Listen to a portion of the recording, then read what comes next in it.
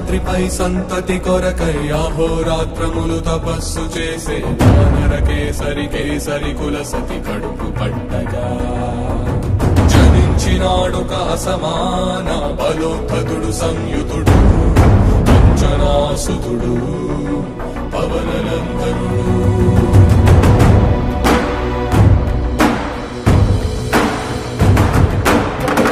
కిరణముల ఉదయాత్ముని గని అది పండిన తీయని పంటను పడు సూర్య మండలము పట్టి తినాలని ఊళ్ళూరే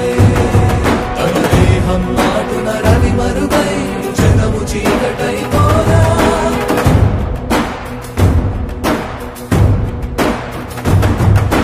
అది అమరేంద్రుడు గమనించి తన ఐరావతమధిరోహించి ఆంజనేయుని సమీపించి తన వజ్రాయుధమును విసరగా అది పవననందనుని హనుముని తాకా చిందిన రక్త బిందువే విద్యుద్వేగంతో ధరణి స్థలి వంగ కడలిలో చచ్చి వంగ కడలి అట్టడుగున గల శ్రీరంగ శుద్ధి గర్భము చేరియట